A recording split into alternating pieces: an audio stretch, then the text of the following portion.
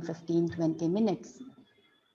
So, well, a very, very warm welcome to you, Howard, and Barnaby to you. You are joining from far, far lands. And a very, very warm welcome to all the people, all the audience who are here, because this is possible because of you. Today it is our 45th GS Memorial Lecture. GS Bose, Dr. Girindrasekhar Bose was our founder, as you know, and this year, he founded our organization, our society in 1922, and 2022, which is the next year, we are going to have, the century. So we are just 1 year away from that, and it does, it takes us to remember him. And that is why on this memorial lecture, we want to remember the hard work of the 100 years, the last 100 years, that is put by all the earlier, I can say,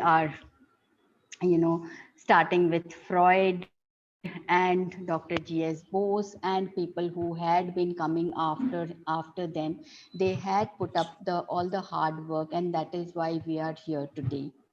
So let's remember them, and then, of course, with Howard, we will move on to how we see our next 100 years. And of course, we want to know that all of us are curious. All of us have some idea. Barnaby had been thinking and writing about that. And of course, like we all have, I said, we all have some ideas, our own ideas. Let's hear from Howard.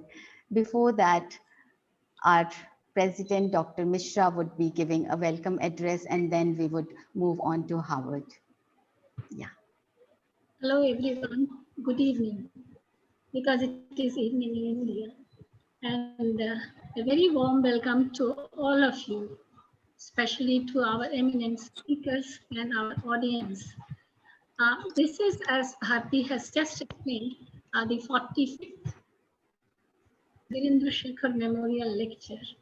This was supposed to actually be delivered last year, but last year we had pandemic and lockdown and other related difficulties, and therefore we could not arrange for the lecture.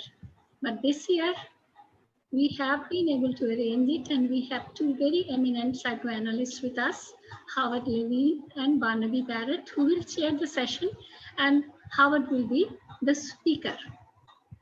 Actually, psychoanalysis has passed through a lot of changes since its inception. We have moved quite a bit since Freud founded his, so to say, 7 rings, and Freud actually started developing his theory. The development of the theory took a long time. In fact, the structural theory of psychic apparatus, it was pretty late in coming in his career. But after that, object relation theory, relational psychoanalysis, self-psychoanalysis, and all that, with all these things, psychoanalysis has been a very, very lively discipline. And I'm choosing the word discipline deliberately. I have not used the word science because there are a lot of controversies because relating to the fact whether psychoanalysis is science or not, but it is a living discipline. So we have already crossed 100 years of psychoanalysis, and we actually now looking forward to our next 100 years, the coming 100 years. This pandemic and this rapid development of technology probably will affect the practice of psychoanalysis, and with this also the theory of psychoanalysis also. We are looking forward to see what our speaker actually wants to say. We are all, this is a unique topic, and we are actually eager to hear his considered opinion and views on psychoanalysis in 21st century. The lecture will be chaired by Dr. Barnaby Barrett. I am introducing Dr. Barrett. Dr. Barrett is the Director of Studies, Park, Parkmore Institute, and he is a supervising analyst of Indian Psychoanalytical Society. We are very proud to have him. He is also a training analyst of South African Psychoanalytical Association. He is a senior research associate, WITS Institute for Social and Economic Research, University of Witwatersrand. I request Barnaby to start the session and to introduce our speaker and to go ahead with the program. Over to you, Barnaby. Thank you, Dr. Misra, and thank you, Mrs. Jain, for that gracious introduction. I am indeed very proud to be a supervising analyst with the Indian Psychoanalytic Society, and such a vibrant one, and such a one with such a remarkable history in its cultural context. I'm really delighted and privileged to be able to chair this meeting, and especially in relation to the fact that I'm a great admirer of Dr. Levine's, which I'll come to in a moment. It occurred to me that one of the remarkable things about Dr. G.S. Bose and his correspondence with Freud was how long the correspondence lasted. Freud, as you know, was a prodigious letter writer, and typically he always had a major interlocutor on the go as he developed his ideas.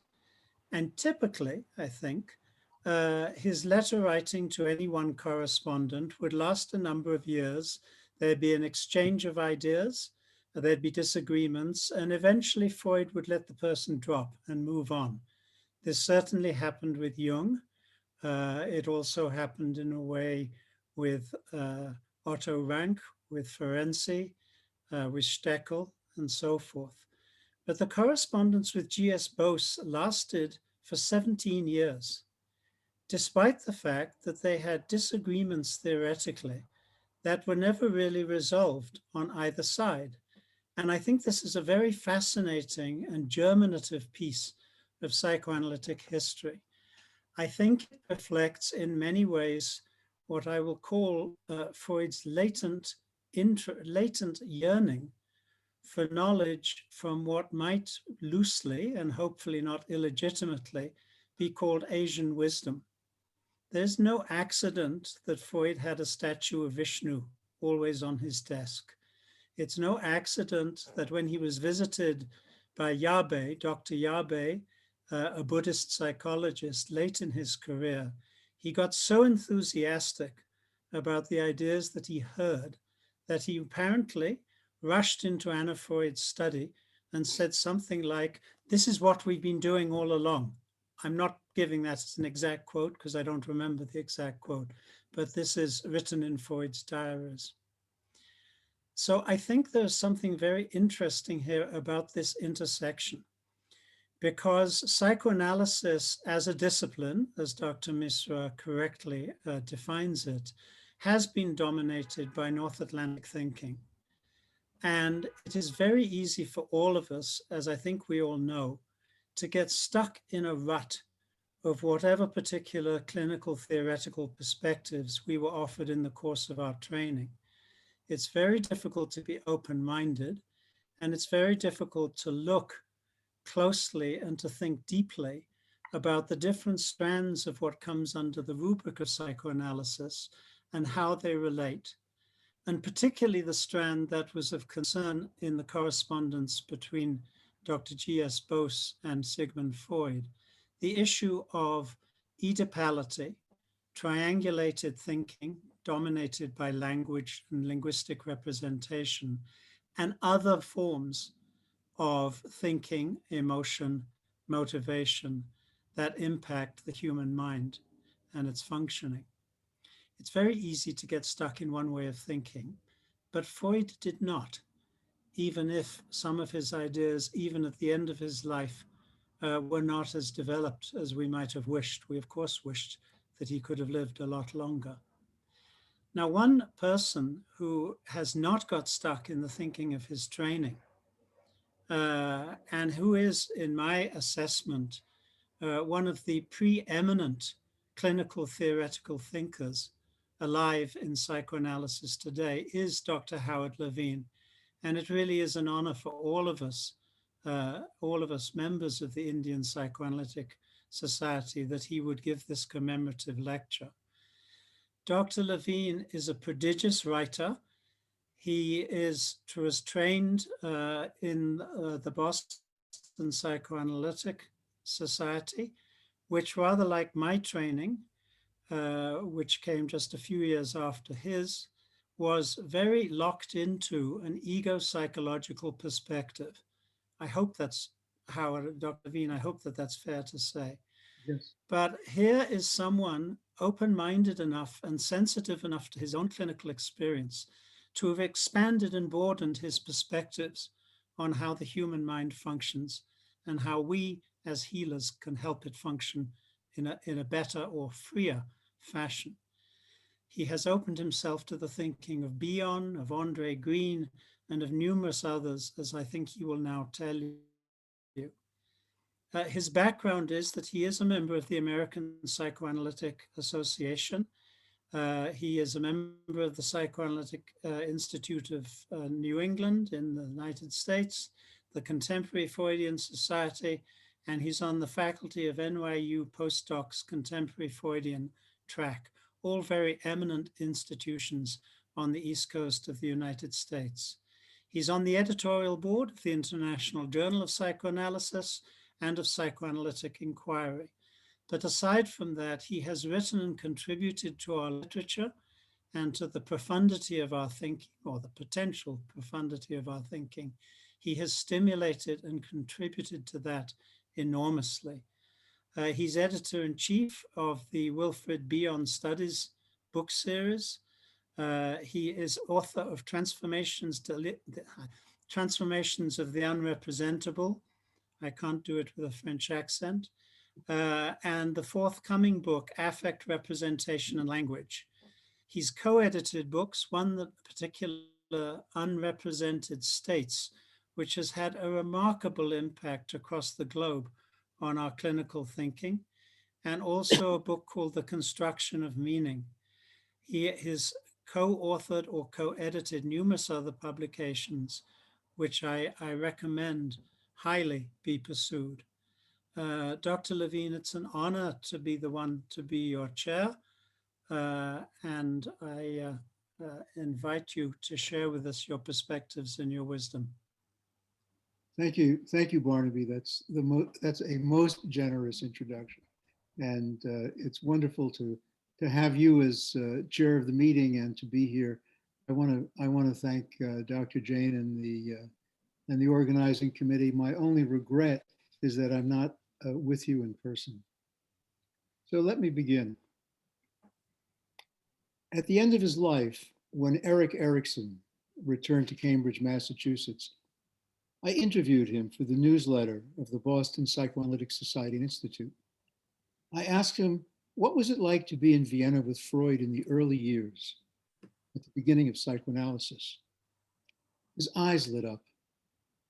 He said to me, you have to remember, Howard, psychoanalysis wasn't a profession then. It was a movement. Wednesday evenings, we would go to the meetings of the Viennese Psychoanalytic Society and then to the cafes afterward. And we would talk and argue about what we had heard until the early hours of the morning. I imagine that same spirit was present among the early founders of the IPS. Freud's description of the dynamics of repression opened up previously unimagined new vistas and understandings. It certainly captured the attention of Dr. Bose, who kindled the flame of psychoanalysis in India. There must have been an unparalleled excitement of discovery in the air. Here was the key to the meaning of dreams, parapraxies, jokes, neurotic symptoms, and most important of all, the promise of a methodology and treatment for a whole category of emotional disorders that until then had seemed incomprehensible. Building upon an archaeological metaphor, Freud's first topography focused therapeutic attention on uncovering previously buried, relatively saturated, unconscious thoughts, representations, that consisted of fully formed, fixed contents and meanings, Oedipal desires, castration fears, and so on. These thoughts had been repressed, relegated to the unconscious, because of their unacceptable content and the conflict and anxiety that their coming into consciousness would arouse. This first theory was a theory based on representations, thoughts, and thinking. The impact of unconscious memories of traumatic and potentially traumatic events, the consequences of disturbing ideas, wishes, desires, fantasies. It offered an effective strategy in regard to treating neurotic conflict and understanding the workings of the repressed, or what we now call the dynamic unconscious. Now, in a footnote to his paper on the unconscious in 1915, Freud said that although barred from consciousness, these repressed, unacceptable thoughts were organized like elements of the system conscious, preconscious. He said that some unconscious instinctual impulses are highly organized and free from self-contradiction, relatively indistinguishable in structure from those that are conscious or preconscious, and yet they are unconscious and incapable of becoming conscious. Qualitatively, he said, they belong to the system preconscious, factually to the system unconscious. So despite their structure, and remember, structure was what allowed thoughts to enter consciousness in this first theory. Despite their structure, these thought impulses had to be hidden from conscious awareness because their aims and desires were at odds with one's values. They were deemed objectionable to one's moral sense. Their content and meaning produced anxiety and conflicted with one's dominant mass of ideas.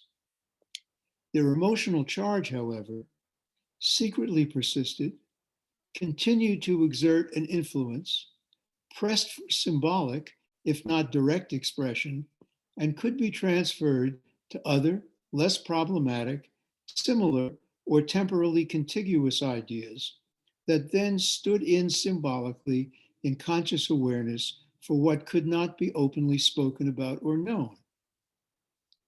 That which was repressed could potentially be discovered by looking symbolically at the manifest content of dreams, praxis, chains of associations, and symptoms of neurosis. The dynamic mechanisms that control the ebb and flow of these emotional movements, transference, were governed by the pleasure and reality principles and could be described by the rules of the primary process: displacement, condensation, symbolization.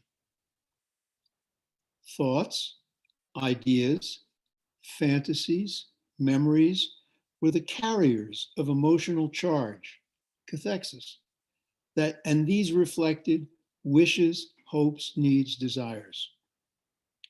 These could be covertly connected by signifying chains of linked associations, and under various conditions were relatively displaceable. Thus, a male authority figure might stand in for and be unconsciously related to as one's father.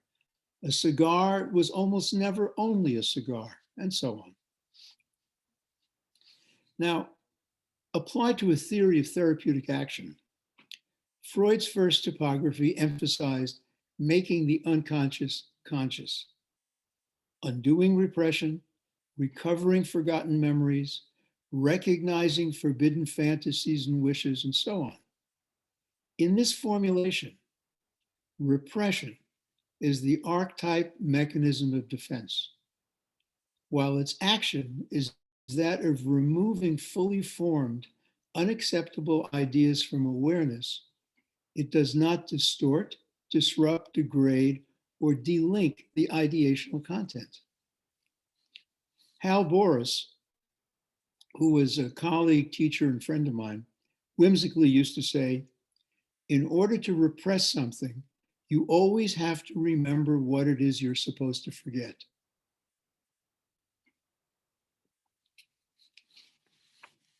Freud's topographic theory, including its various object relational extensions like the work of Klein, has proven and remains enormously useful in understanding and treating neurosis and what we would now call the neurotic sectors of the mind.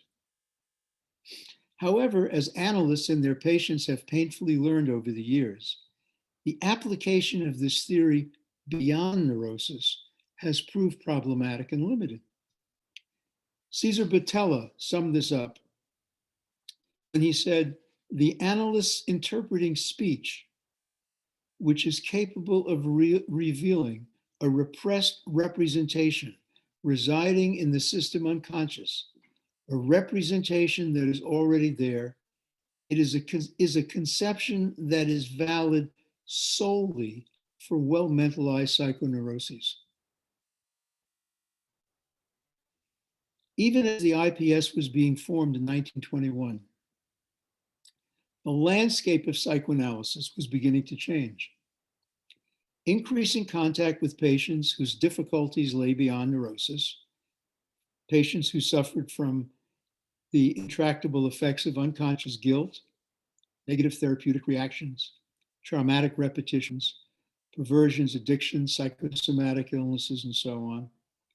These led Freud to revise his theory and to more closely consider the workings of non-neurotic structures that lay beyond the pleasure principle. This opened up still newer vistas for exploration, but presented challenges to our theory and technique that we continue to struggle with today.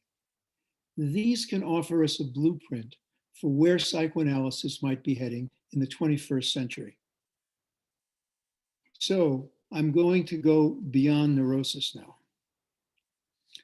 Andre Green observed that Freud's change in models from the first to the second topography, from the topographic to the structural theory, so-called, produced a wide-ranging impact. Green said, the dispersion or even fragmentation of psychoanalytic thought into many opposing theories, ego psychology, Kleinianism, Lacanism, Bionian, Winnicottian, Cahutian, etc., could all be interpreted as attempts to propose a solution to the limitations of the results of classical treatment. He characterized this shift as a change from one model, at the center of which one finds a form of thinking, desire, hope, wish, to another model based on the act, impulse as internal action, automatism, acting. The analyst, Green said, now not only has to deal with unconscious desire, but with the drive itself, whose force, constant pressure, is undoubtedly its principal characteristic, capable of subverting both desire and thinking. In contrast to repression, Freud's later writings increasingly refer to foreclosure, disavowal, withdrawal of cathexis, withdrawal of significance. These terms capture the sense of a psychic operation that is different from repression, in that it not only keeps an ideational content, a thought, out of awareness, but it does so by fragmenting its structure and emptying or obliterating its meaning. So instead of hiding something, it takes it apart. According to Laplanche and Pontellier, it was Lacan who recognized the importance of this group of terms that I just described, each of which indicated what Lacan said was a primordial expulsion of a fundamental signifier from the subject's symbolic universe, a not symbolizing what ought to be symbolized. So meaning and meaningfulness is disabled by the use of these defenses, unlike repression. Joyce McDougall referred to foreclosure as ejection from the psyche. Andre Green talked about effacement and negative hallucination. In these processes, symbolization is impaired. Negative hallucination is directed against the perception of thought and representations, including what Freud called representations of reality. To the extent that representations of reality are effaced, then the raw existential facts of perception are not reliably assigned meaning or put into meaningful relation to one's identity, experience, or personal idiom.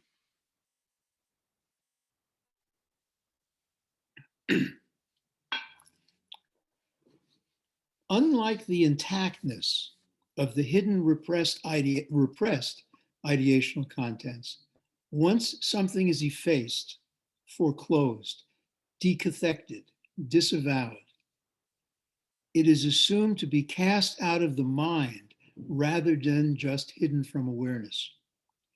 It loses its signifying linkage to other psychic elements and is no longer present in or integrated into the subject's unconscious. Again, quoting Green, repression keeps representation as far as possible from consciousness. The representation is conserved in the mind, but it's out of reach. Impossible to awaken to memory, but still there. In the case of negative hallucination, he says, the thoughts, some capital thoughts, are lost because they have been erased. There is no trace of their ever having existed, and there is no evidence of their underground performance. The result of that erasure, foreclosure, effacement, etc., is that what might, in other circumstances, appear as ideational representation is replaced in the unconscious by some unstructured force that then lacks specific ideational meaning. That force will signal its relatively asymbolic presence by inducing impulsive action, or an overflow of affect, or a somatic discharge, or the profound turning away from reality that Green described as the central phobic position. Following Freud's lead, each of these authors have underlined the clinical importance and elevated the metapsychological status of what we now refer to as asymbolic or unrepresented states. Looking back, we can say that Beyond the Pleasure Principle, 1920, solidified a turning point in Freud's thinking, signaling an epistemological break. The challenge Freud faced, and that continues to face us, revolves around the naked, uncontained, unstructured force of the drives and other unrepresented forces. How to account for, understand, and address the non-neurotic structures that have increasingly made their presence felt or are being recognized in contemporary practice. It's an open question as to whether or the degree to which the essential nature of the typical patient has changed, or if it's our theories that have directed us to understand something else that we couldn't understand before. Looking at from the perspective of psychic functioning, the drives are pre-psychic or proto-psychic. This is a frontier concept. They're rooted in the soma.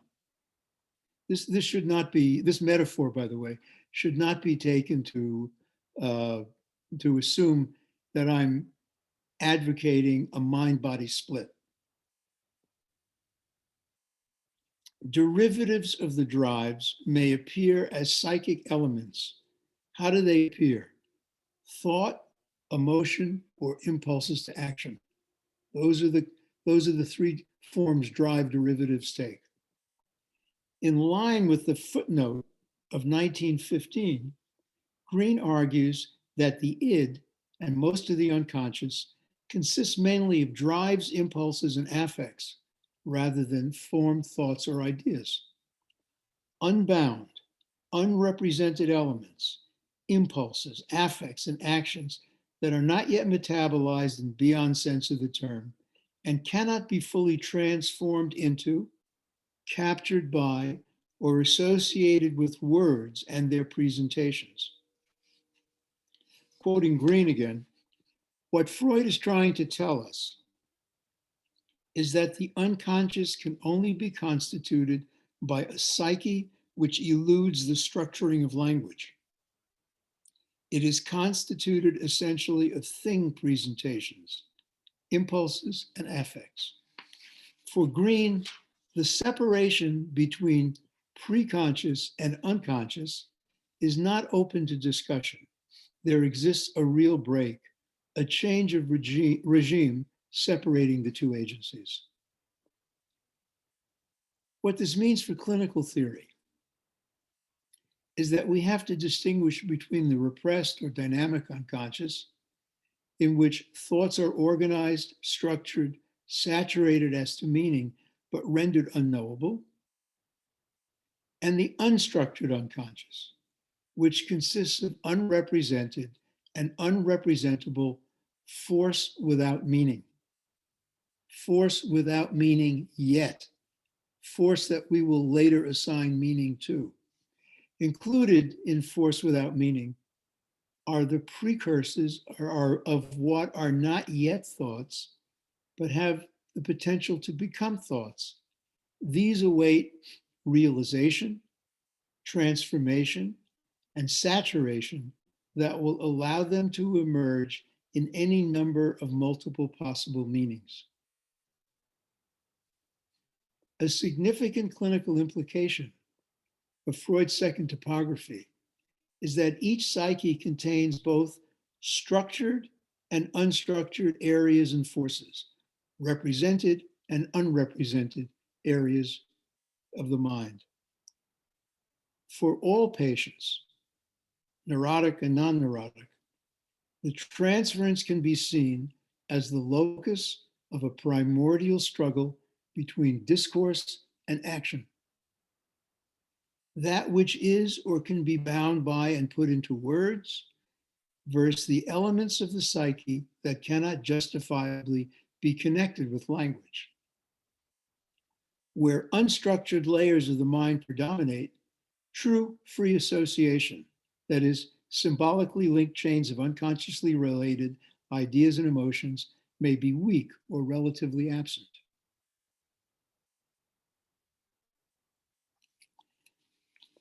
Now, in Green's famous 1974 IPA Congress paper, he took Freud's change of theory to its logical conclusion and drew a line in the sand. He argued categorically, and I think persuasively, that the psychic structures and processes that define the broad group of conditions at the limits of analyzability, what Green calls limit cases, borderline primitive narcissistic personality disorders, addictions, perversions, somatic conditions, psychoses, autistic states and defenses, and so on. These are organized and behave differently than neuroses. What is at stake are matters of transformation and representation. These are the limits to the degree to which drive force, affect, and sensorial disturbance can be connected to and contained in thought, and to which thought can be expressed in words. There are two limits. When you go from the unrepresented to the represented, you inevitably leave something out in the transformation.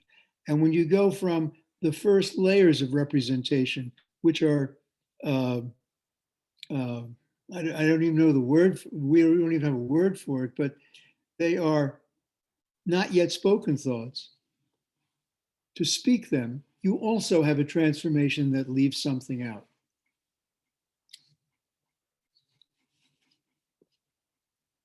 At the risk of oversimplifying a rather complex argument, we could say neurotic patients have the capacity to deal with the frustration or distress produced by the literal or emotional absence or unavailability of the desired or needed external object by creating an internal representation of that object, a psychic representation, even if that representation is colored by a negative affective valence. So a bad breast, a bad mother who doesn't arrive when the infant wants or needs her to. Let me repeat that because it's really important. What the neurotic part of the mind can do, what the neurotic patient can do, is to deal with the frustration and distress produced by the literal or emotional absence or unavailability of the desired or needed external object by creating an internal object in a thought. When successful,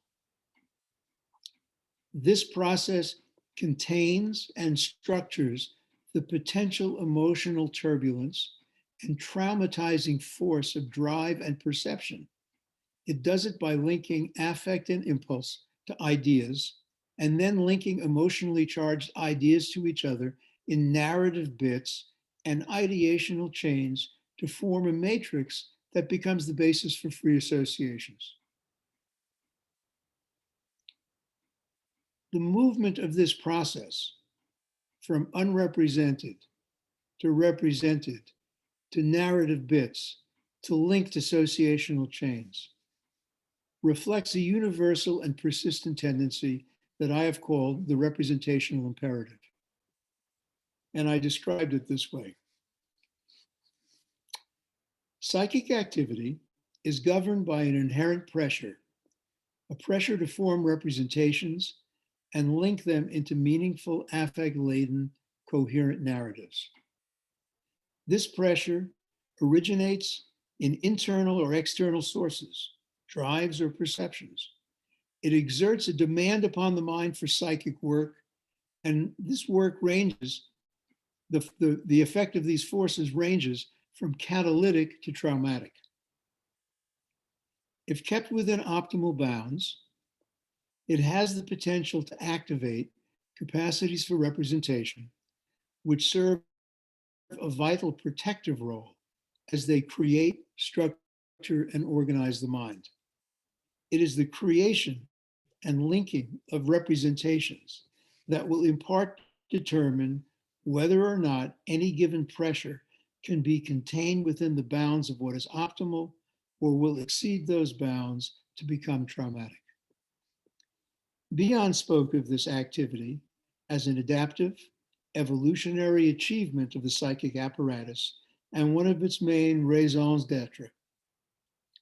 Freud implied this as well when he spoke of the binding force of eros and the role of the psychic apparatus in keeping psychic tensions and excitations within tolerable limits.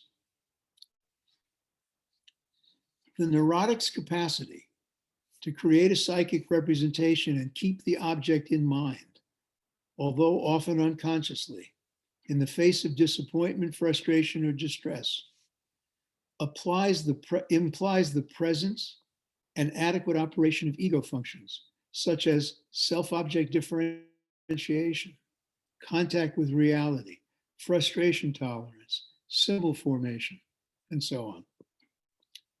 The storyline behind this metapsychological metaphor derives from Freud's description of the hungry infant hallucinating the absent breast, a movement that presupposes the initiation of psychic representational activity.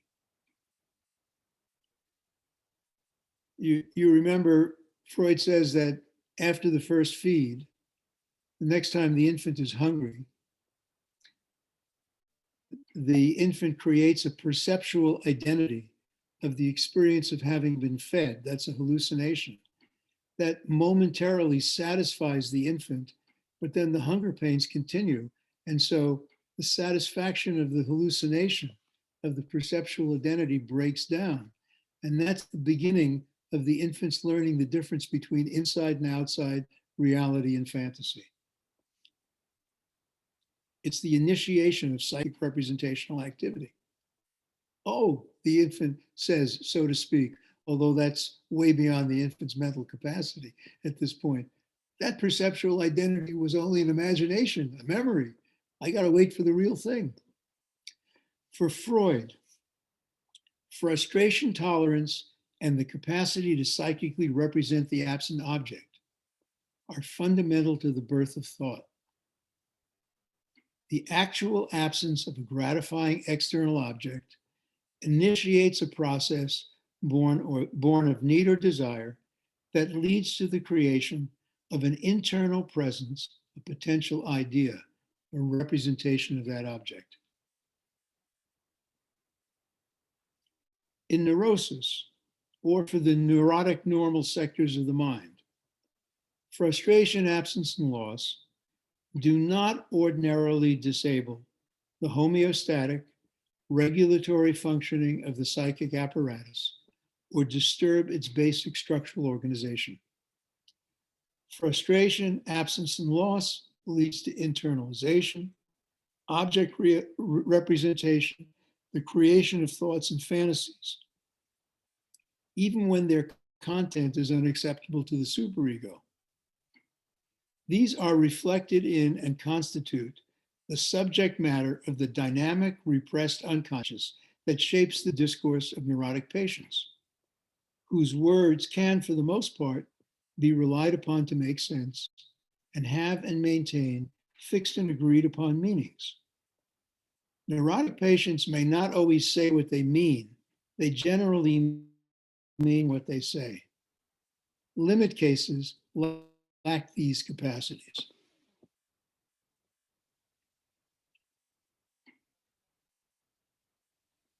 So I've described what the neurotic can do, and now I'm going to describe what beyond neurosis can't be done. In an addendum to Freud's view of the origin of thoughts, Winnicott offers an explanation of what might lie behind this lack. He describes how an infant's transitional object can lose its power to comfort and soothe when the absence of the gratifying object, the actual external object mother, persists beyond some capacity for the infant to bear. Winnicott says, if the mother is away over a period of time, which is beyond a certain limit, measured in minutes, hours, or days, then the memory of the internal representation fades. As this takes effect, the transitional phenomena become gradually meaningless, and the infant is unable to experience them. We may watch the object becoming decathected, Winnicott says. The phenomena of decathexis, this is foreclosure, effacement. The phenomenon of decathexis produces a traumatic disruption of psychic development and of psychic processing. It blocks, fragments, destroys thoughts and thinking. It interrupts or inhibits connections between impulse, affect, and idea. These actions create the unrepresented blank spaces and psychic voids, that is, uncontained, unmetabolized drive forces and raw perceptions that produce sensorial turbulence. It creates unrepresented blank spaces and psychic voids that can follow upon trauma at any age, but especially pertain to environmental failures, maternal misattunement, and other disruptions of early developmental processes whose sequelae can prove to be so troublesome to a therapeutic process. Winnicott's paper, Fear of Breakdown, is what this is about. These are the portals from which uncontained affect and impulse may erupt. Alternatively, they may be rigidly sealed over by defensive organizations and somatic discharge patterns that empty the psyche of vitality and the world of meaning and meaningfulness. The repetitive patterns that are then produced condition the patient's failures to productively utilize the resources of the analytic site and situation. Until recently, these failures were predominantly seen as a result of the patient's envy or attacks on linking. Although this may often be the case, or perhaps the case when seen from a particular point of view, it is also possible, and this is terribly important to the future, it is also possible that what is being enacted is a desperate clinging to a last gasp defensive organization, a wild, chaotic, and unmotivated thrashing about, or an unconscious attempt to communicate something and evoke a needed intervention. The speech acts of the limit case patient have often been described as evacuative, attacking, controlling, empty. A more positive reading would question if their communication is discourse in action, whose meaning is potential, unformed, or emergent, in need of being catalyzed or created rather than discovered.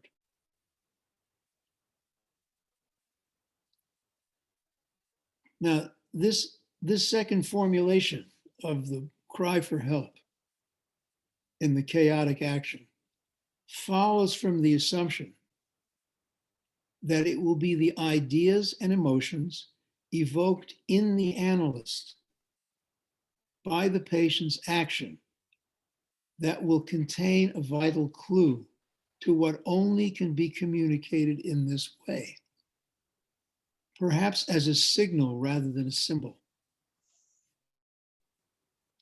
Entertaining this hypothesis can help the analyst to wonder if the patient may be unconsciously actualizing the negative object in the transference, reversing roles to show the analyst what it could have felt like as an infant had they had the capacity to maintain an integrated ego state and remember what it felt like. Projecting an unmetabolizable terror into the analyst in search of intersubjective help needed to provide containment and transformation, and so on. So what I'm doing is I'm adding a positive spin to the potentials of what is usually thought of as negative resistance, attacking, envy, destructive behavior on the part of the patient. Avner Bergstein describes it this way. He says, attacks on linking, as depicted by Bion, may describe the patient's unconscious primal communication of an emotional experience to the analyst, an experience that he cannot otherwise communicate. Unthinking, Avner says, may not only be an attack on thinking, but rather a specific mode of being relived in the session, presumably telling of an earlier infantile mode of being. Thus, the analyst being immersed in nothingness may embody a paradox. The void of nothingness may make it appear that the subject communicating nothingness in the transference wants nothing or wishes to nullify whatever is there. This may mask the fact that the nothingness is full of desire, a desire to communicate and be transformed. The experience in which the patient's and or the analyst's thinking is being attacked in psychoanalysis is therefore not only an attack on communication, it is a form of communication. And making that shift in the analyst's mind, holding that open as a potential, is what is crucial. Along similar lines, when Green talked about the dead mother complex, he talked about certain things as a representation of the patient's inability or failure to represent.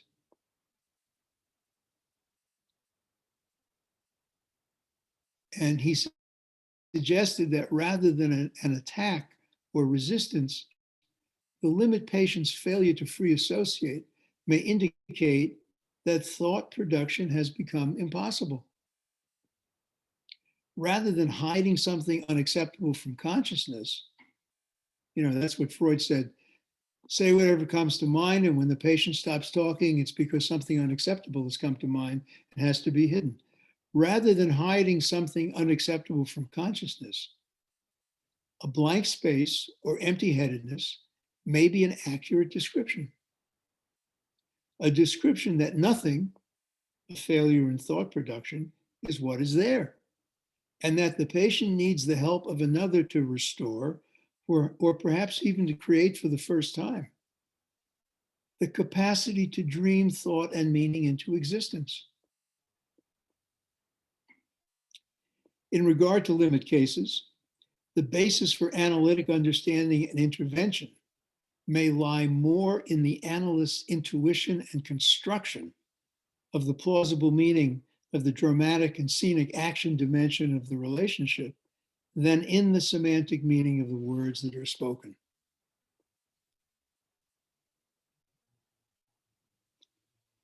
So now construction.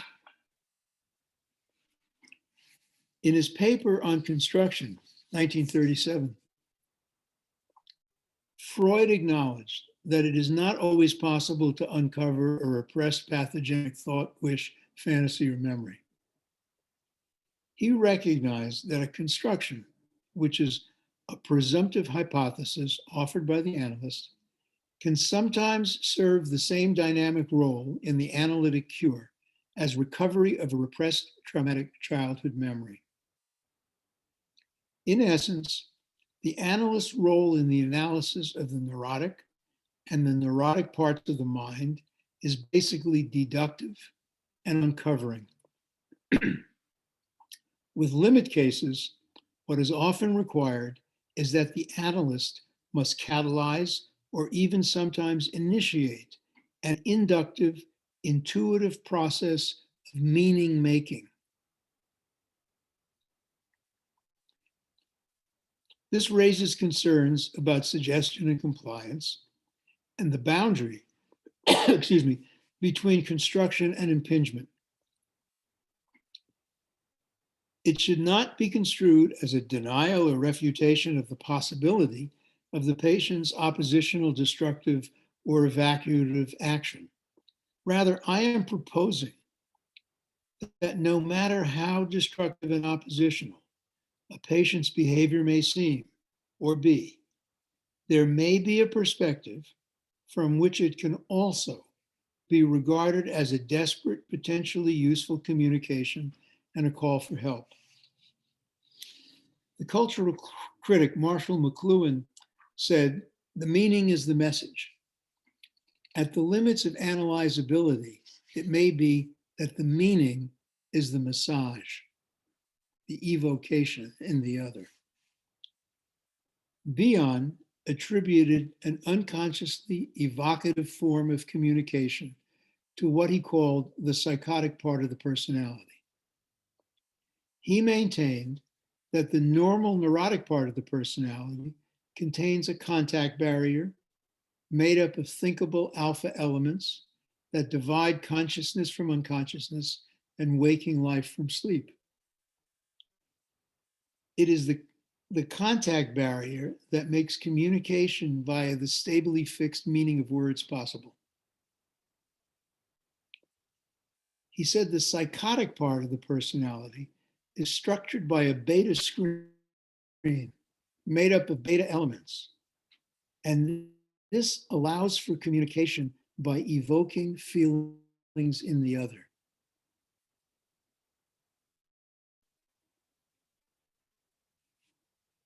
This evocation process is central to Bion's formulation of the normal communicative function of projective identification, his descriptions of psychic development and therapeutic action. It offers us a perspective on the expanded dimension of countertransference as communication and an understanding of the unconscious intersubjective engagement of the analytic dyad. There are always two forms of communication going on. There's the words that I say, and there's the accompanying ways in which I say it that evokes feelings in the other, unconsciously on my part.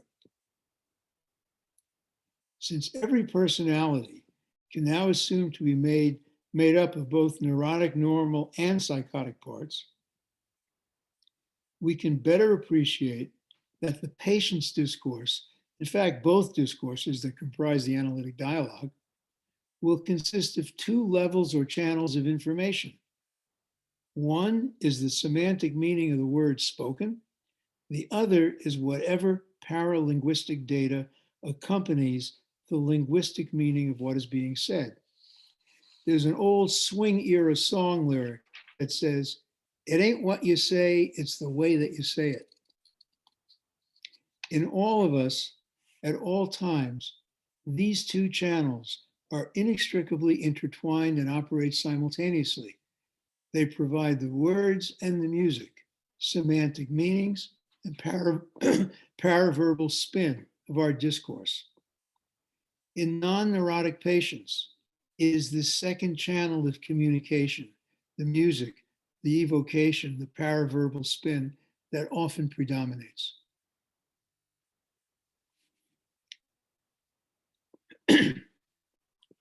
Now, pragmatically speaking, this two-channel formulation emphasizes the importance of the analyst's catalytic transformational activity in the analytic process. It also alerts us to the fact that the analyst's countertransference, subjectivity, and intuition may need to take precedence as a source of data over the typescript lexical meaning of the patient's words.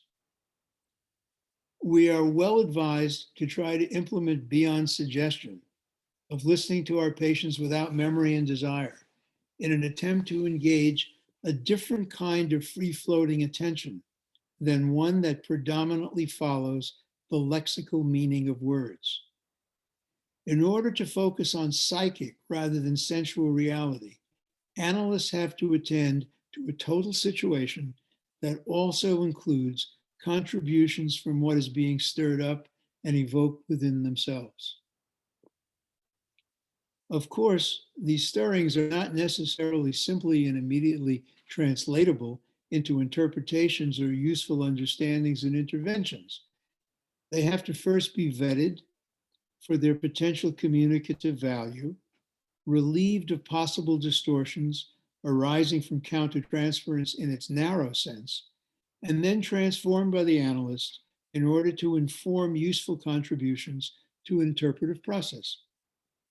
Ogden's analytic third, Farrow's concepts of casting and signals from the field, illustrate how the subjectivity of the analyst may be understood and used as a receptor for the unconscious evocations being induced by the patient and then transformed and used therapeutically.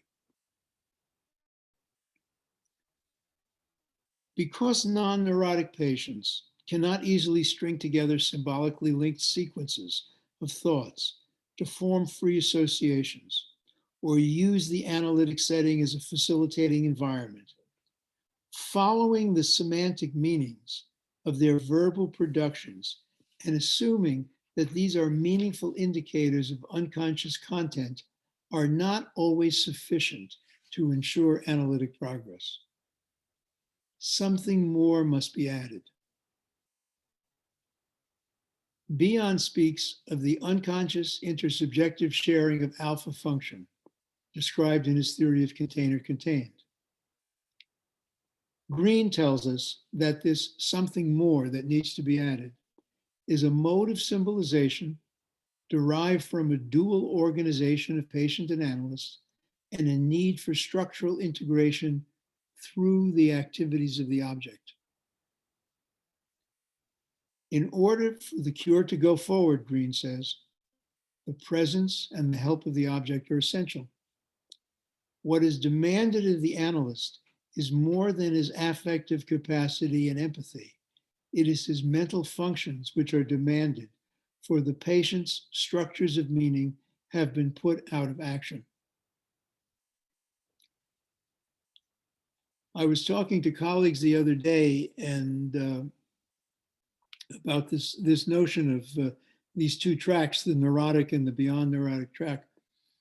And I was reminded that when I was a candidate in analysis, complaining to my analyst because he wasn't making the kind of interpretations to me that Freud made to his patients in the famous cases, he said to me, in an analysis, you help a fellow to free associate, and then you get out of his way. And that's great advice if the fellow can free associate.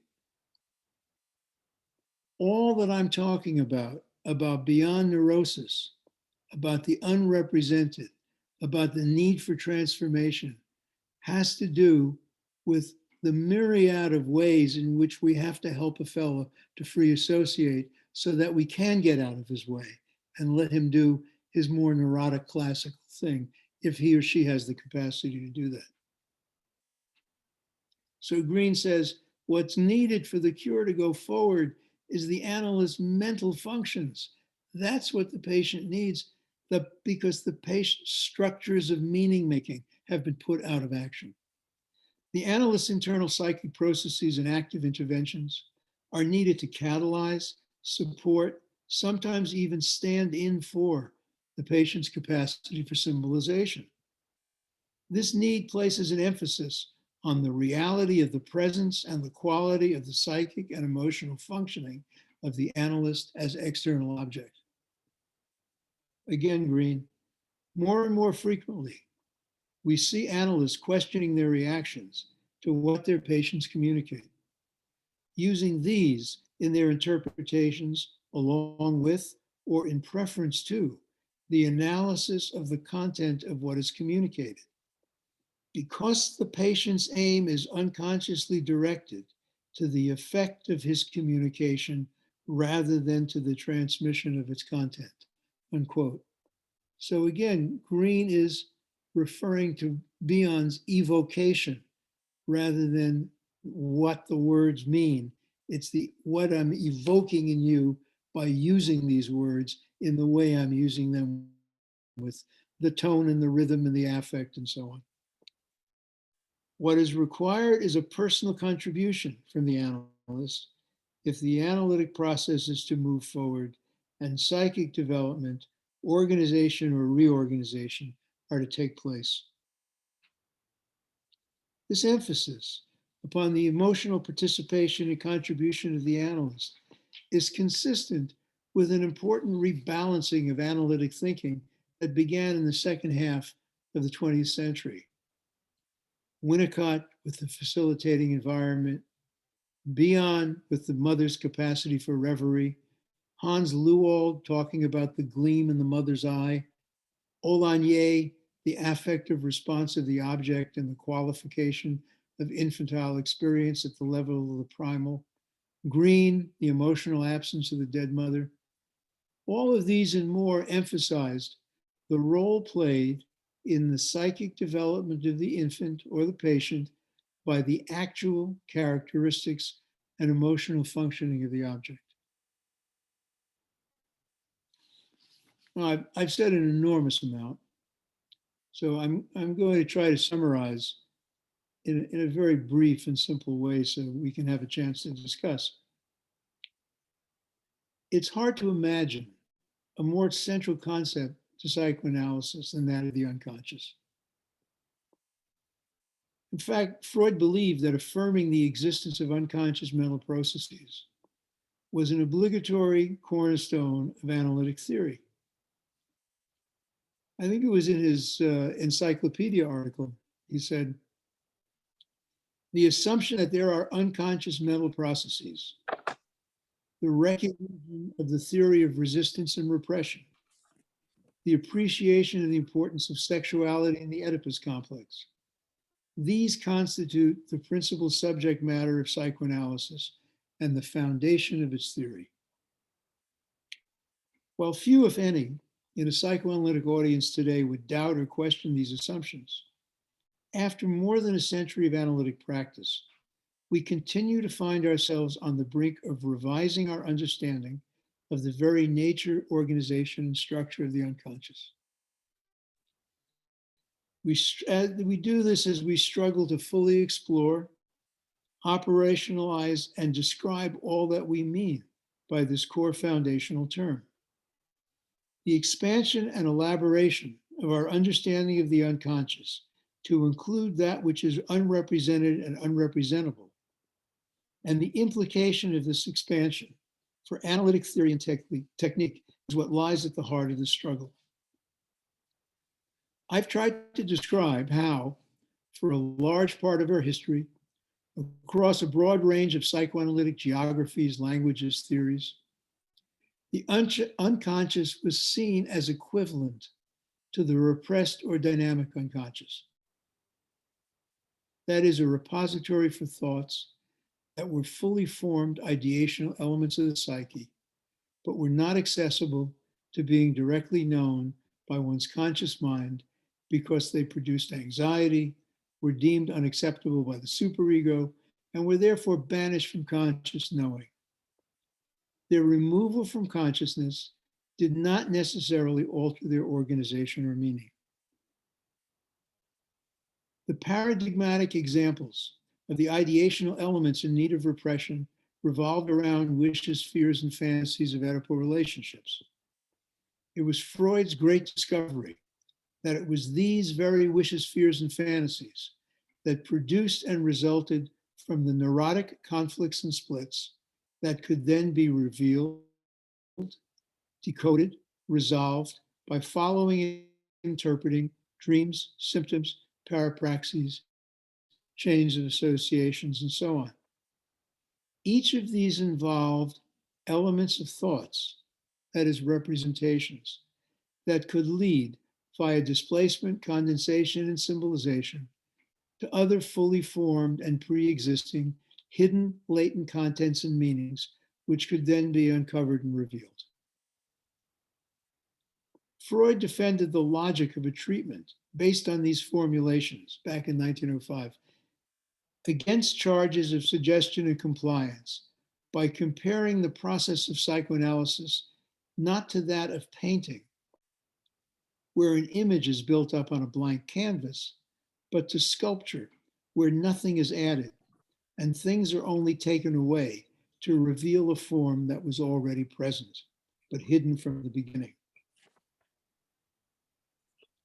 Like sculpture, he said, psychoanalysis takes away all that hides the surface of the statue contained in it, whereas hypnotic suggestion, like painting, applies a substance where there was nothing before on the colorless canvas. This understanding and the therapeutic praxis that followed from it proved enormously useful to the understanding and treatment of neurosis and the conflicts of what would later come to be known as the non-psychotic parts of the mind. A different perspective on all that we mean by the unconscious can be seen through the examination of the term psychic reality. In the interpretation of dreams, Freud essentially equated the unconscious in the two when he said, the unconscious is the true psychic reality. He added a footnote saying psychic reality is a particular form of existence not to be confused with material reality. In later commentaries, Ahumada qualified psychic reality as the essential matter of our science.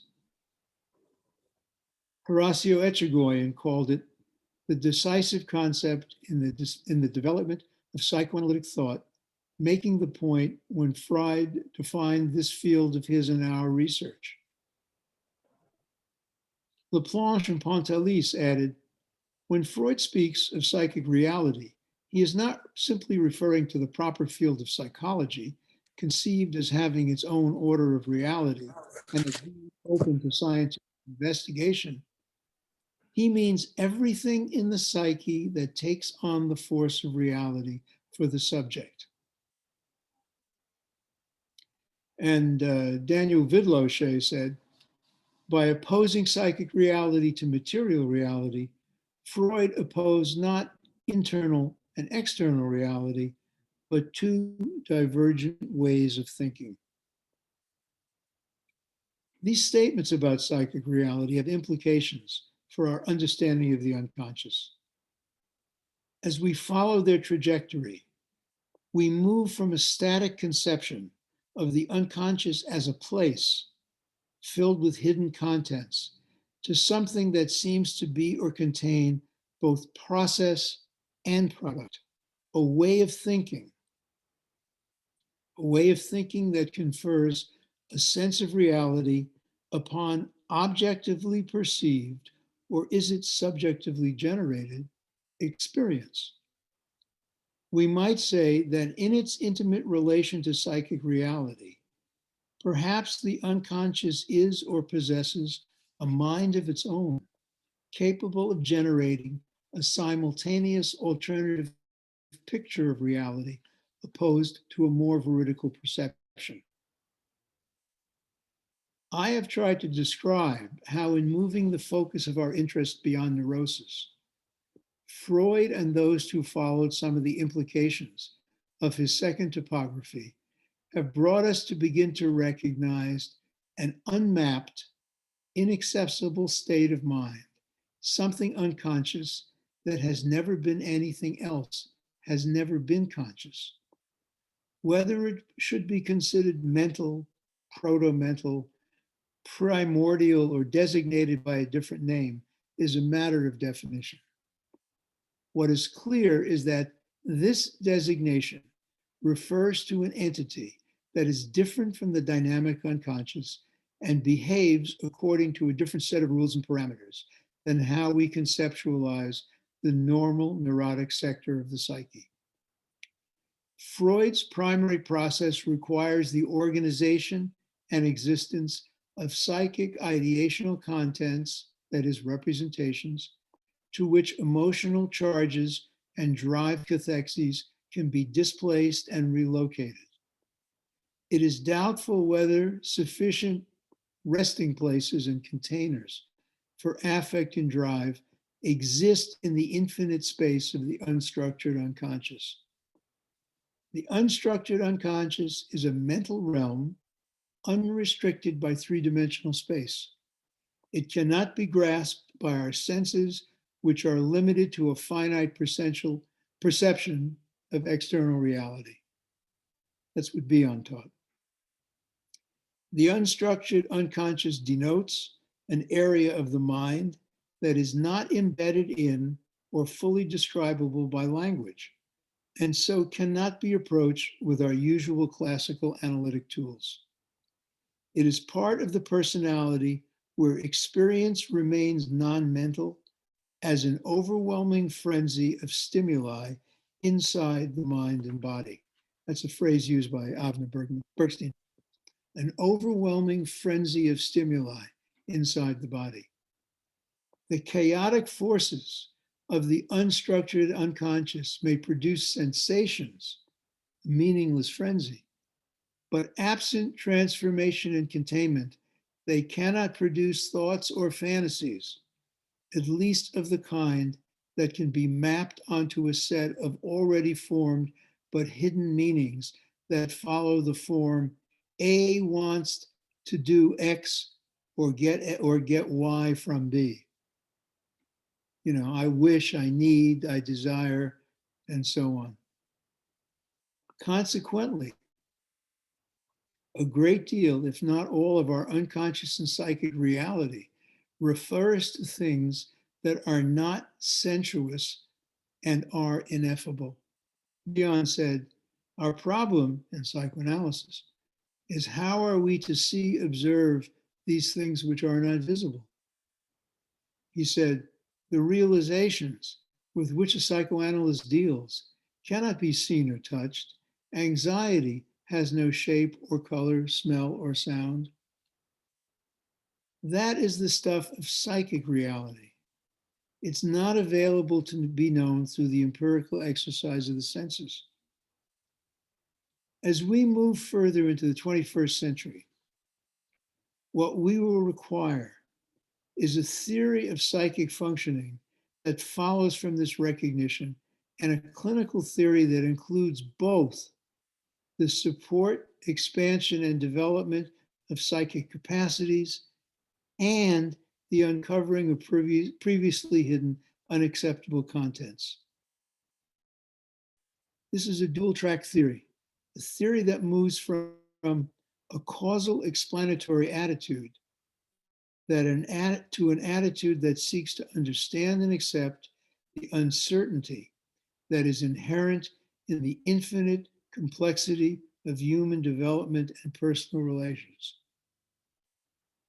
What is required of the analyst is a movement from empirical, sense-based data and knowing to something else, an intuitive apprehension based on becoming, as we try to move our concept of the unconscious beyond a finite 2 or 3 dimensional space to an infinite, complex, multidimensional space, which the personality, in whom psychotic mechanisms are paramount, often reduces to a one-dimensional point.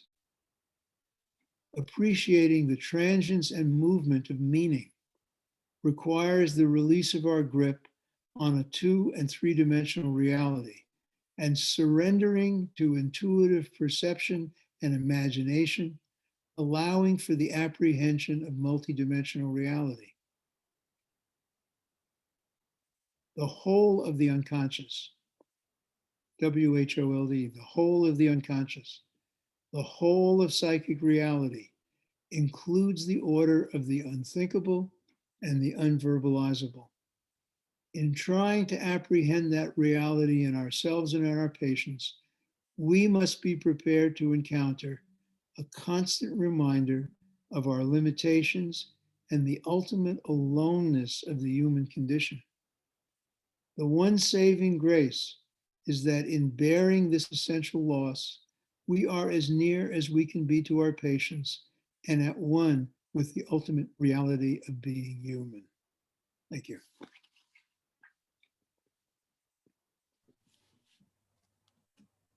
Wow. Thank you. Thank you so very, very much, Dr. Levine, for what is an enormously powerful, complex, and provocative presentation, which actually I think also has a sort of a dual aspect.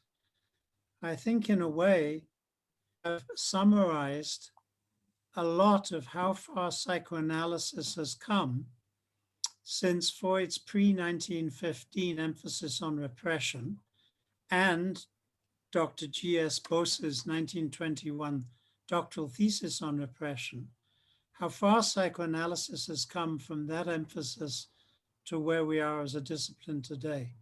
So I think you've not only, in a way, given us a magnificent synopsis or a magnificent tracing of that trajectory, but you've also, as your student, speaking as your student, given us an enormously valuable summation of your impressive contributions to the literature over the last decades. So I thank you profoundly on behalf of the IPS for what has done great honor to Dr. G.S. Bose and to this society.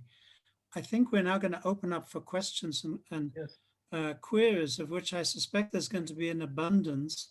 And Dr. Jane, can I leave it to you to field the questions and queries, because I don't have that sort of technical ability.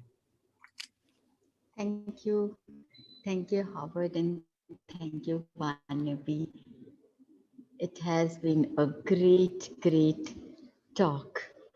I mean, I'm still thinking, and once I was moved on to speaking, I was still thinking about a lot of things. Yes, Vanavi, I will manage the discussion. Uh, I suppose we can open it to discussion and queries. All right. So now anybody who wants to say something, any comments, any queries, it's open to the audience.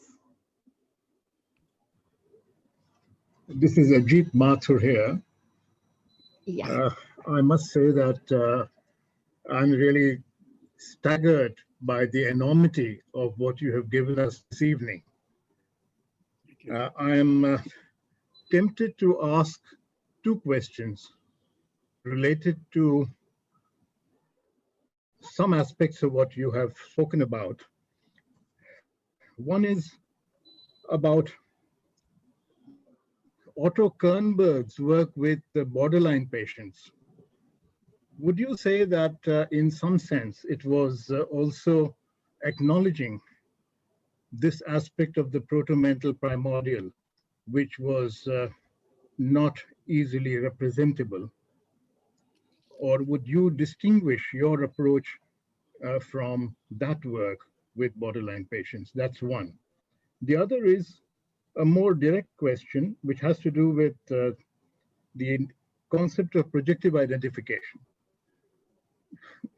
I'm actually surprised and I'm actually puzzled that several psychoanalysts who used to believe very strongly in how projective identification played an important part have disavowed from the concept itself. And I mean people like Yalom, who have completely withdrawn from discussing projective identification, even though they were among the early people who emphasized the importance of projective identification. So I'm not able to understand the controversy around projective identification. Perhaps you could enlighten us.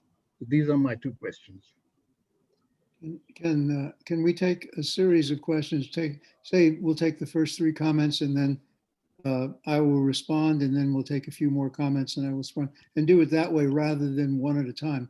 And this way I can get a broader sense of how people are thinking and Yeah, what I think that's actually a very good idea. If we could have 2 or 3 questions or comments, this is not to diminish, Dr. Mathur, the importance of what you've said, but it would help Dr. Levine get a sense of whatever difficulties we're having assimilating his very large and almost indigestible, but not quite indigestible contribution that he's given us.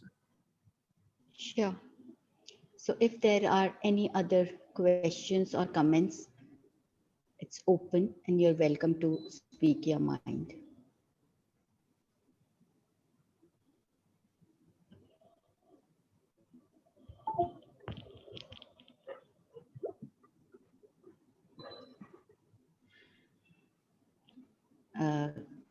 Dr. Mishra, do you have a question? Do you want to say something? Yeah, I think I have a few questions, one or two small questions.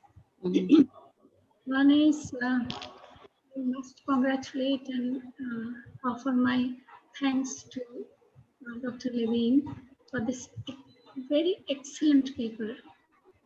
This is a very difficult paper also, very abstract and very difficult paper also. It's difficult to understand the significance and the implication of the paper just by listening to it once. It needs very concentrated and thoughtful reading. Anyway, I have two very small questions. One is that in construction, Dr. Levine said that in construction, Freud had said that sometimes we deduce because we simply cannot all the time get every information and make the entire unconscious conscious. Therefore, we have to construct some of the memories based upon some of the evidence that we have gathered in our treatment process. So it's a process of deduction, and we actually construct a hypothesis. But the process of in the process of limit cases, this process is an inductive process. So I would like to know why he calls it induction, because induction actually means a kind of jumping. Does he mean that it is because of our countertransference, our subjectivity? From this we jump to, or we try to understand the limit cases? Is this the meaning, or is there something else that he would like to say? So it's one question I think I would like to. Another question that I have is that that's much broader question, and I think that if we really say that uh, in the limit cases, if we go beyond neurosis, as he has said, and we have to emphasize on our subjectivity, our countertransference, our intuitions, etc., in order to understand it, are we going more on the hermeneutic side, or and have to give up the notion of psychoanalysis as a science? Thank you. Is there another question? Is there any, yeah. Is there any other question?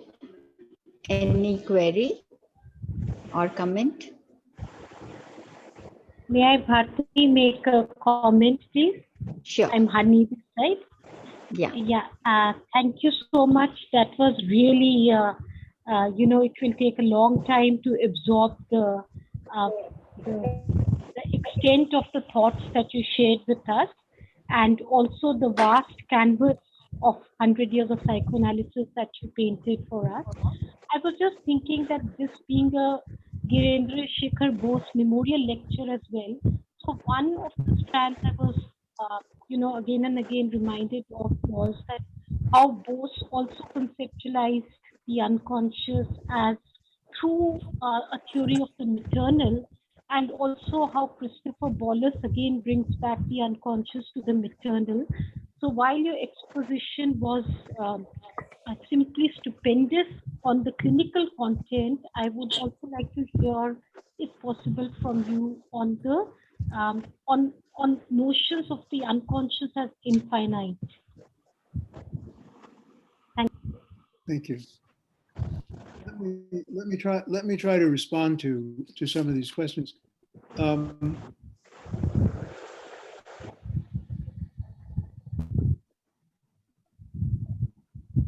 As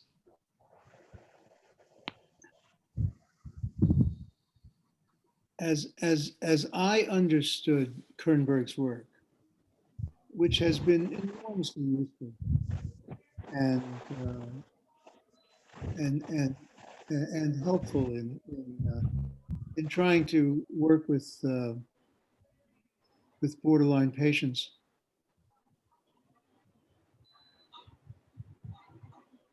And this may be my misunderstanding of his work, though. But as I understood it, what Otto was trying to do was lay out a description of formed but unconscious primitive object relations in the mind of the patient, and the way in which they influence the patient's thinking, feeling, behavior, and so on. I think that it's sometimes led to the analyst's unstated assumption that making those unconscious object relation fantasies conscious would be helpful to the patient. But I think what it left out was a metapsychology of what's needed to process those kinds of interpretations of what may be formed but unformed but hidden at that point. And that if you think, for example, if you look at my statement through the lens of, say, the work of Anne Alvarez, who talked about 3 levels of interpretation, that the understanding of why interpretations, WHY, you're doing this because this and this and this requires a much greater synthetic capacity in the ego of the patient than the patient may have. And that you may have to start off with just naming things, the what of the matter. Or even earlier, you may have to make yourself present in their world as a potential object. And the lowest of her 3 levels is she calls a hey interpretations, like, hey, I'm here, there's another object here. Yeah. And so one of the unstated, perhaps unintended implications of Kernberg's theory is an assumption about the processing capacities of the patient. Here's a very oversimplified mechanism, metaphor rather. The idea of making an interpretation of that which is formed but unconscious to the patient is like when someone's car runs out of gas, you bring them gasoline, they put it into the engine, they turn the ignition on, they can drive.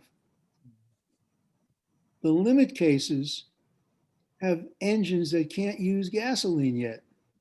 You have to help rebuild the engine. So what I'm trying to do, I mean, I understand this is an enormous amount of information, and it's an attempt to describe it in terms of a metapsychology. So it's abstract, but the goal of this is to prepare the mind of the analyst for the encounter with the patient. What do I have to do when I go in to see my next patient? I have to go without memory and desire. I have to pay attention to what gets aroused in me. Levine says that Bion says that the patient is communicating along 2 channels. There's what he says and the way he says it. The way he says it is evoking things in me. You know, I mean, this is addressing Dr. Mathis's question about projective identification and Dr. Misra's question about induction and hermeneutics. You know, when Melanie Klein described projective identification, she said it was a fantasy in the mind of the patient that the patient was doing something to the analyst. What were the kinds of things that the patient imagined that they were doing to the analyst? They were getting rid of some unwanted part of themselves. They were attacking the analyst. They were controlling the analyst. They were putting something of their own of value into the analyst for safekeeping. Those were the kinds of fantasies that Melanie Klein described. If you go through the papers in Second Thoughts, leading up to attacks on linking and so on, you begin to see paper after paper beyond moving away from Klein and beginning to move towards projective identification as a form of communication, as the basis for the communication of thought, as a plea for help. I'm doing a conference tomorrow on attacks on linking and Winnicott's hate and the countertransference. And one of the things that I've come to realize in preparing for that is the degree to which the attacks on linking paper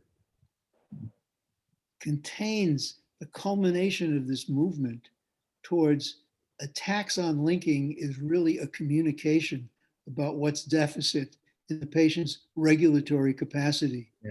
Not about attacks. It's about pleas for help. And it comes out in a form that looks like it's aggressive and envious and attacking. And from some perspective, it probably is. But my mother used to say, you can catch more flies with honey than with vinegar. The analyst has, I think the analyst has to keep open to the possibility that this chaotic, hurtful flailing around is trying to communicate something something in the form of what's needed. It's a plea for help. And, you know, this is an induction. This is a jumping. In one of my papers, in the colorless canvas paper, I give a long, extended clinical example. The working with a borderline patient who was severely traumatized and was a very, very suicidal young woman when I first began working with her. And this is much later on in the treatment. She's talking about some grief and disappointment and despair in her life. Yeah. And I find myself beginning to think about a lost love object of my own. And I begin to develop suicidal thoughts. I wasn't going to kill myself. I'm not suicidal. But in my fantasy, you know, my dream, I begin to think, what I said to her was something like, it's very painful to have to think about all that one has lost in one's life.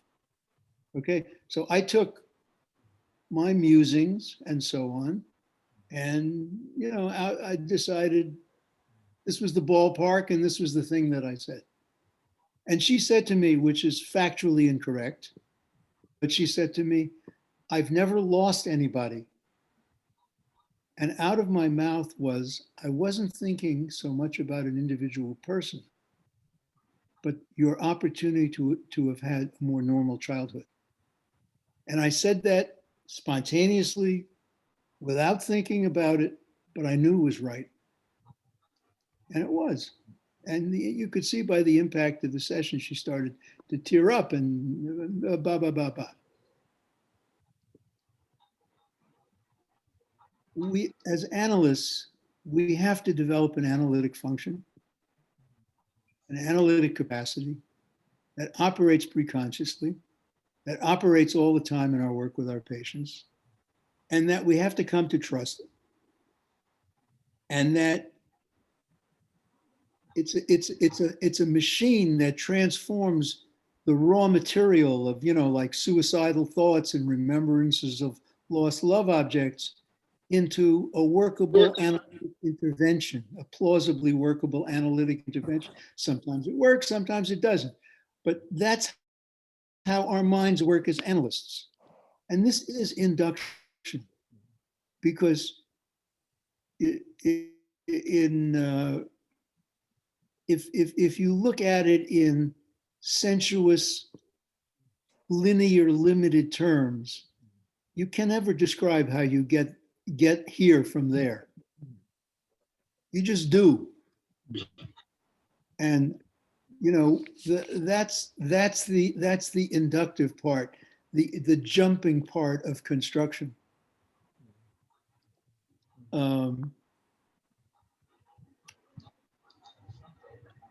Now, there's this debate in psychoanalysis about whether interpretation is hermeneutics or not. And I have to confess, I've never been able to figure out what that is. I think that construction is the way we use words to try to approximate and capture the meanings of something in life that is always more ineffable than we can say in words. And in response to the last question about the infinite, raw existential experience, and this is what Bion said, this is what Mati Blanco said, but look, this is what Kant said, this is what Plato said. I mean, there's a long philosophical tradition. And I suspect, in regard to what Barnaby said about Freud's interest in Eastern thought, I think that this is all, I'm not an expert in Eastern thought and Eastern philosophy, but I think the recognition of the infinite is all over Eastern thought and Eastern philosophy. And this must have appealed to Freud, because Freud's epistemology, I think, comes right out of Kant's playbook. And Kant's epistemology is, how do you go from the infinite of experience to the finitude of what can be known? And that's, Bion's O to K. It's the same problem. So I think that an appreciation, and of course, Mari Blanco talked about the unconscious as infinite sets. I think that the appreciation that there is always something more, that there is always something left untransformed, that there is always something inchoate, ineffable, enigmatic to experience, and that we're trying to get enough of a handle on enough experience with ourselves, with our patients, in how we live our lives day to day, in order to feel comfortably oriented in a very strange place called the world.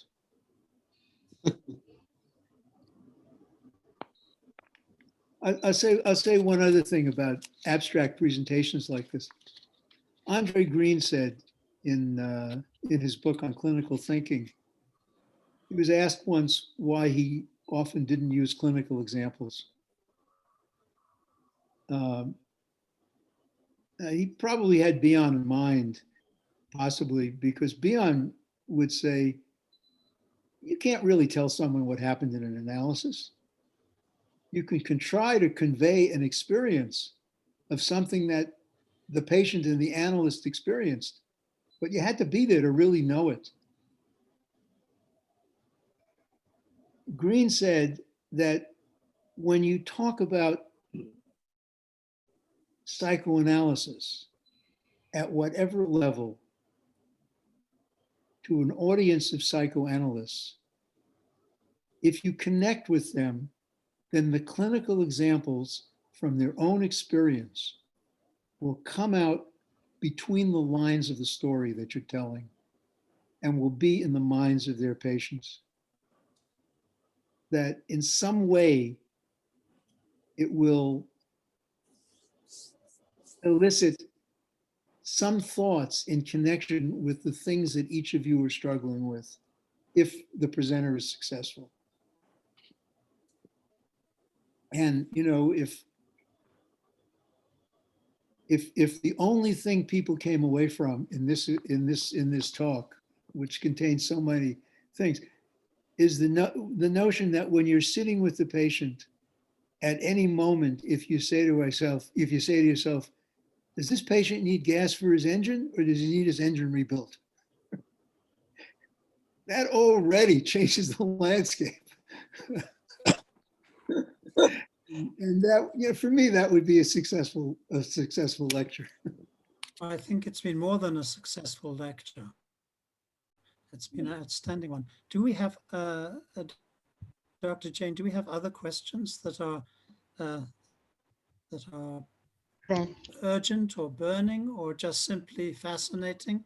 Because I notice we're approaching the magic hour of 9:30. yeah. And I assume that we plan to end after 2 hours as a sort of human limit. Yeah. Well, is there any other questions or any other comments? May I say something?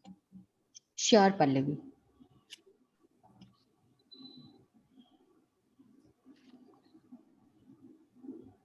I'm too young in this group of erudite scholarship, and I really, with a lot of trepidation, open my mic and my video to speak over here. But it's so true, sir, when you said that if the mind responds to the presentation with certain things from our life experiences and our time with our patients, that's the gift that you can give to us as a presenter. And I truly feel I have received a very big present today of a lot of reveries and associations.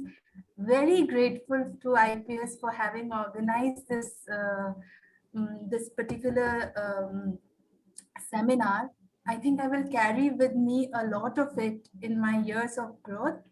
And I think another way in which we respond to such erudite scholarship is having a beautiful dream at the end of such a session when we go off to sleep at night.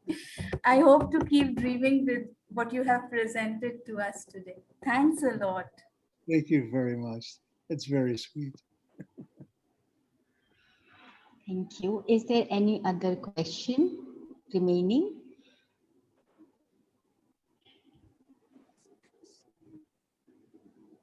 Well, it seems to me, just like me and many others, people are still reeling under, absorbing the enormous thought, enormous things that had come up. Well, is there somebody who wants to speak up or ask something? Malika, do you want to say something? No. Okay, you have unmuted, so I thought so. Oh, sorry. No. All right. In that case, I would just like to make Bharti, a very small. Bharti, I'd Yes, like to just make just one small sure, important. sure, Minnie, sure. That was about this Beyond's paper on attacks on linking, and Howard is taking it further, partly with Avner's work and also Anne Alvarez's, where is it really a failure to link or is it an attack on linking? And I'm wondering when Howard's talking about well, does the engine need an overhaul or does it just need some more gas? That is this one of the ways where we would say that there's a failure to link, means if we look at it that way, that the engine is just not operable at all. Yeah. And it's a new way of thinking about attacks on linking as a communication. Yeah. I think we can find instances both of attacks on linking and failure to link. That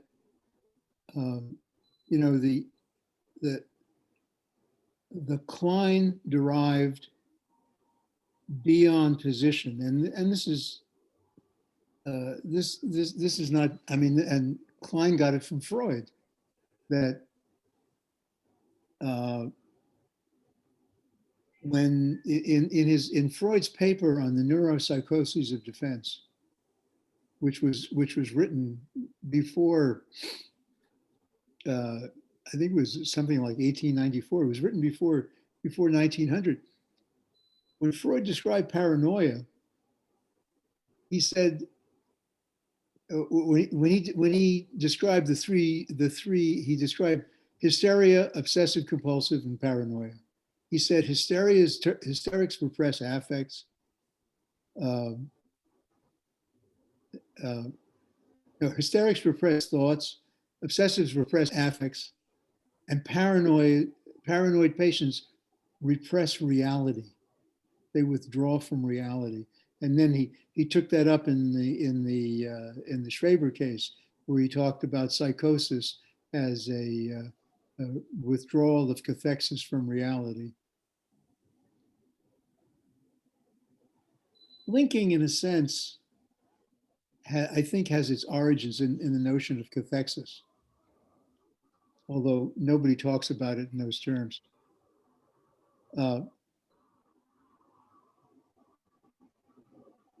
Freud's first idea was that psychosis was a turning away from reality because reality was too painful. Beyond's idea was that, a la Melanie Klein, was that when we can't stand what we perceive, we not only, because it's too painful, we not only destroy our perception, but we destroy our capacity to perceive.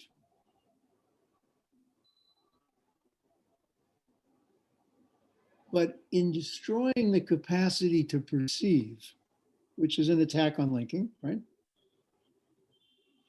If you think about the dependency of the infant on the mother to provide the missing ingredient that's necessary to perceive, when the mother doesn't provide it and the capacity fails, when that gets reproduced in the transference, it's very hard to say whether it's an inability or an attack, because it's the failure of the process that gets reproduced in the traumatic repetition. So I think it's, I'm sort of agnostic about, it's not always an attack, and sometimes it's a failure, but the consequence is the same. And what is the communication and plea for help in there? What is it that, when Freud said in his technique papers, you can't, about transference, he said, you can't slay the enemy in absentia. In effigy. Yeah, you can't slay it in effigy, you can't slay it, the enemy in absentia. You have to actualize it in the moment of the relationship. That's the basis for traumatic repetition. And Winnicott said it most eloquently. He said, we have to fail the patient in the ways in which the patient needs us to. So what happened before there was an integrated ego to really perceive it and make sense of it gets repeated in the transference and gets worked through in the present form in some way.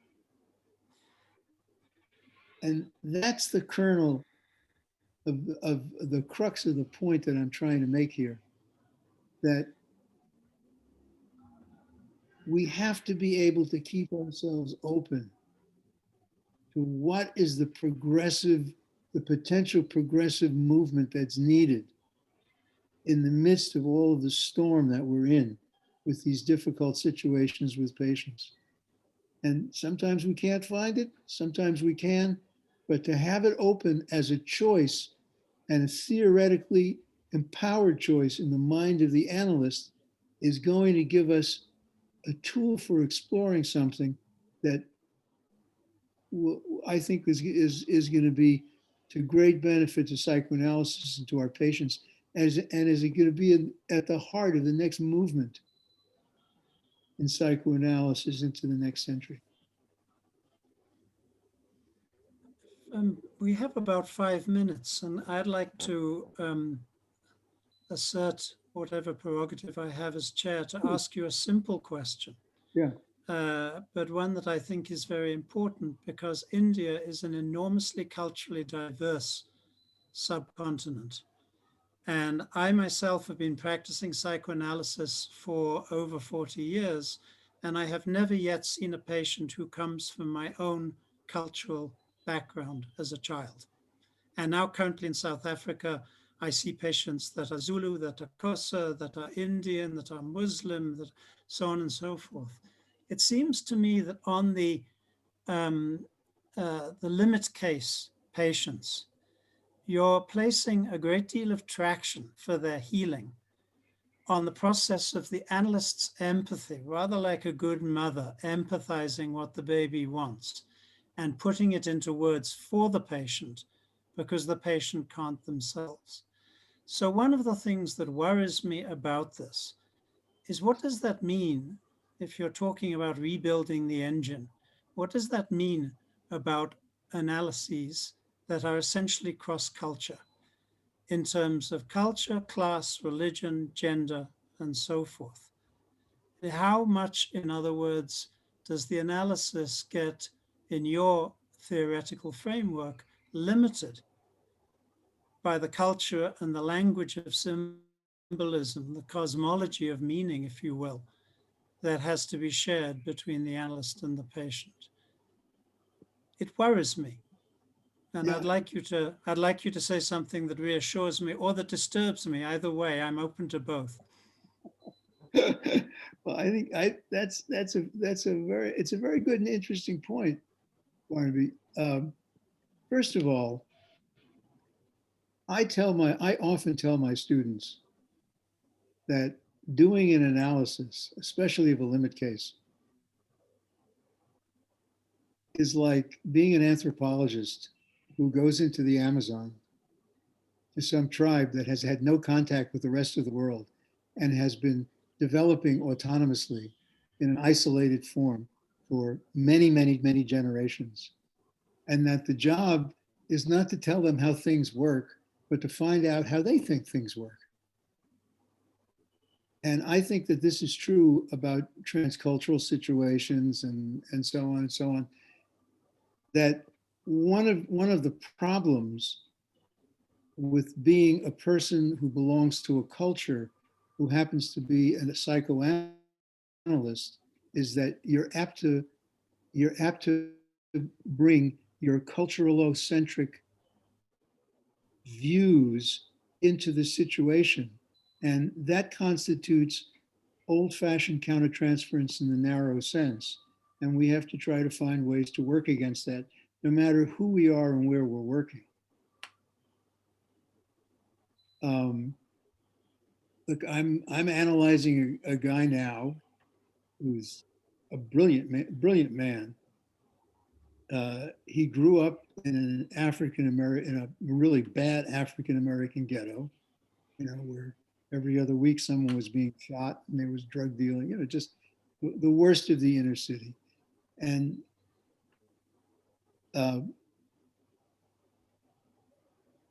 I am learning things about me and my assumptions, some of them right, some of them wrong, about what it would feel like to be him. And he is telling me things that I would never have known about how people in his block where he grew up think about life.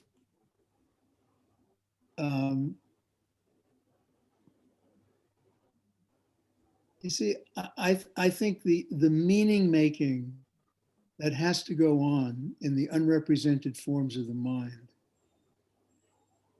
is really has to be free from the analyst's prejudice about which meanings are prioritized and which contents are prioritized, because those are apt to be bound by the analyst's cultural-centric grounding in their own groups. When you build an engine and give it gas, the patient's the driver. They can drive wherever they want. And you have to allow for that. So, I mean, I think what you're talking about is a universal struggle. It's apt to come up more in relief when you're in a cross-cultural or cross whatever relationship with the patient. But I think it is artificially overvalued, as if somehow the fundamentals of psychoanalysis no longer apply because he's black and I'm white, or he came from extreme poverty. He doesn't know the cave that I came from, because I came from my own cave. You know, he comes from a different cave. And cultural differences have to be appreciated and expected, but even people from the same culture, because that's what individuality is. Mm. So I think you're talking about something that's important, but doesn't disqualify the fundamental psychoanalytic point that I'm trying to make. And of course, the devil is always in the details of the application.